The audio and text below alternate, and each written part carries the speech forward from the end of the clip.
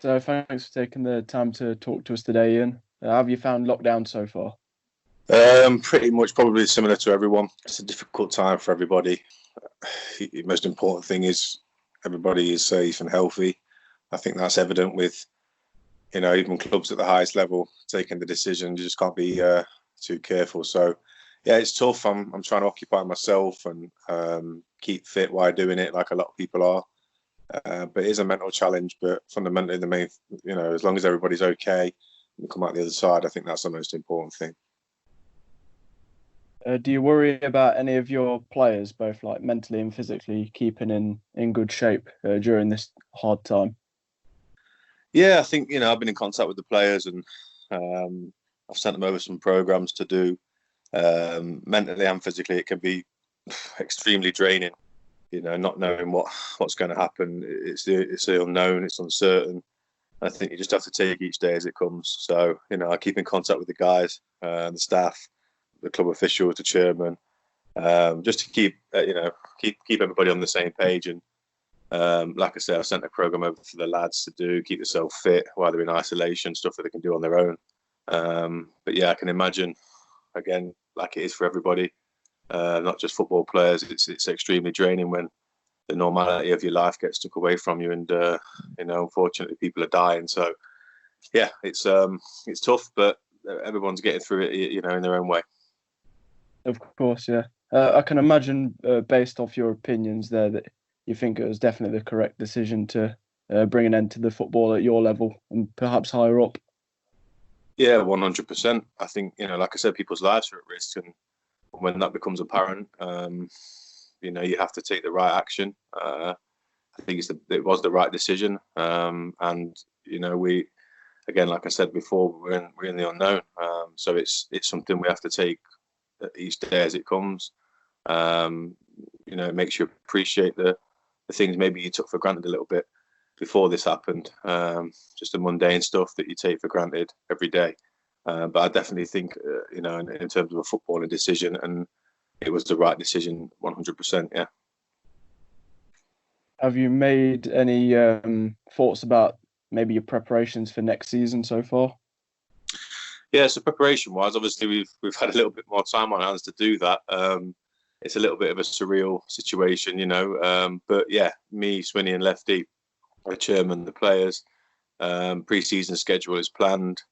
We've got all our ducks in a row. Obviously, that might change depending on the guidance from the government. And but yeah, we planned everything as best we can. Moving into next season, when that will start, I don't know. Again, it's completely unknown until everybody, is safe and well, and the country can get back to normal, I think. But yeah, as far as I'm concerned, I've done pretty much most of it. Got a lot of time on my hands, so I suppose that's something I've been able to keep myself occupied with during this lockdown as well. And it's quite a weird one in terms of players coming and going. Do you expect to retain most of your squad? Yeah, I mean, I think I spoke to a lot of the lads, and I think, again, it's difficult to say because this is going to impact a lot of non-league clubs financially for the worse. We've got a great club and great chairman and great people around, Paul and Nick and Jim, and they've built something with solid foundations. So, we're in a good position in terms of, our infrastructure and the way it's run. But I think, a lot of clubs will struggle out there financially coming into the new season. So, and I think the game as a whole will change. I think, players are going to have to appreciate the fact that, a lot of non-league football clubs, even from step one all the way down, will suffer financially with this. And I think to plan for next season, players and club both alike have got to be realistic. But yeah, in terms of ourselves at Long Eaton, I'm looking to bring a couple of 2 or 3 players in. I know I'm going to lose a few players. That's just football in general. But yeah, we're going to make 1 or 2 signings, and yeah, there'll be a few going the other way as well. So have you been keeping in touch with Nick and Jim? Yeah, I've been in contact with Nick and Jim over the phone. Like I said, there's not a massive amount to report in terms of what's going on, but Been keeping in contact with the guys, seeing how things are, and giving them my thoughts on the plans for next season, and trying to arrange something to A, keep us all busy, and B, to make sure that when and if and when the season does, we get the okay to go and start, we have got everything in place ready to go. And we've only seen you take charge of one game so far against Coventry Sphinx. What kind of style of football can we expect to see from your Long Eaton side? So, I've historically, wanted to play attacking style of football. I want the lads to play with freedom, I want the lads to play with no fear whatsoever. I think work ethic, hard work, the fundamentals that go with the game, they should be a given. And that's what you'll probably see from the squad next year as a whole. The mentality will be strong. They'll go into every game treating it exactly the same. They'll give 100%, 100 mile an hour all the way through from minute 1 to 95 or 99, whatever it takes. That's one thing the squad will definitely have. I think any style of football is important, is to give a team an identity.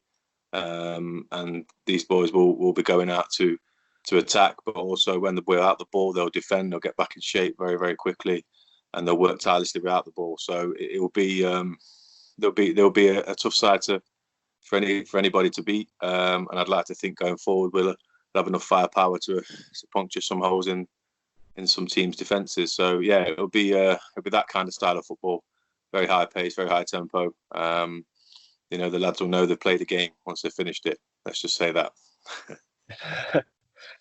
And obviously you've been in charge since about early February now. It's quite bizarre that a manager would take charge of a team and in that time only see them play one game like in competition.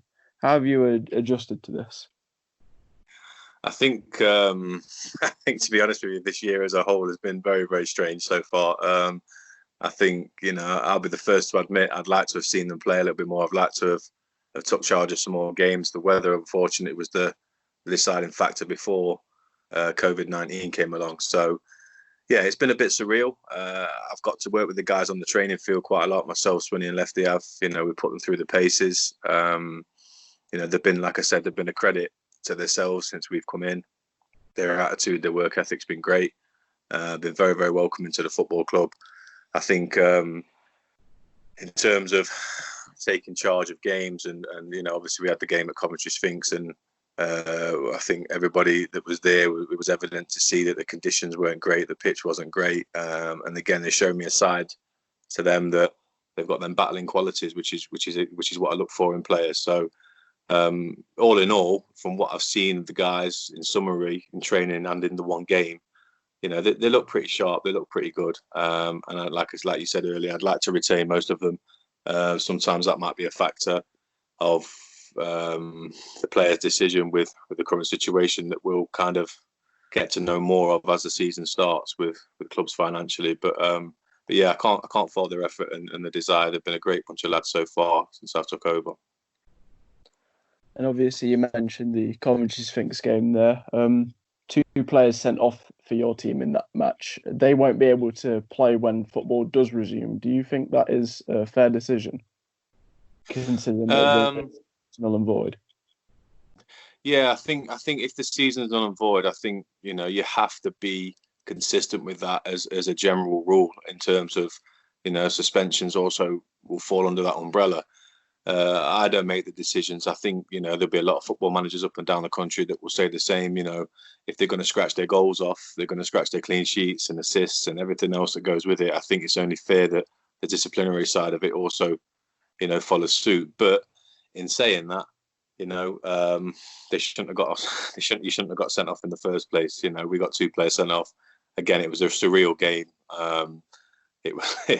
I don't think the standard of certain people on the football pitch helped that situation that day. But yeah, in terms of as a general rule, I would have to say, in my opinion, that I think if you're going to scratch the season and going to abolish every record, points, etc., that worked very, very hard for, that becomes a part of the season, in my opinion. Yeah.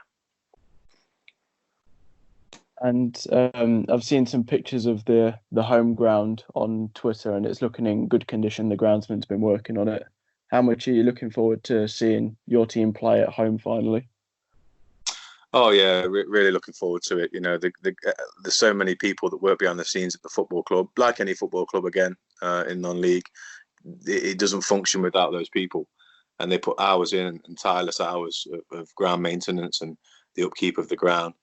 That's going to still need maintaining. So obviously within the restrictions of the social distancing guidelines that have been put out by the government, the guys have been down there. They've been sacrificing their time, to get the ground ready for us and if and when we start. So yeah, they've been brilliant. The ground's looking really, really nice. I think the pitch was seeded, or some work's going on the pitch at some point soon. And obviously our new 4G facility that's been built is fantastic. For all the kids all the way up to the first team to use that facility and have it available to you is brilliant. So yeah, I'm really looking forward to seeing the guys play at home. In terms of pre-season fixtures, I'd like to get at least 3 at home against some decent opposition, so we can have some good games and get some people back involved with the community, etc. So yeah, really looking forward to it. That's great to hear. And is there anything you'd like to add?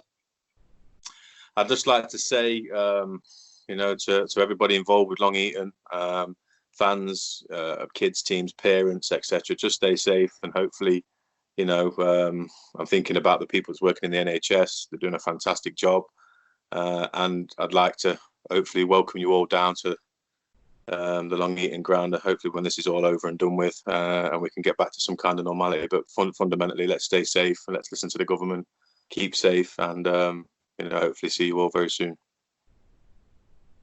That's brilliant, mate. Thanks for that. And key message there at the end.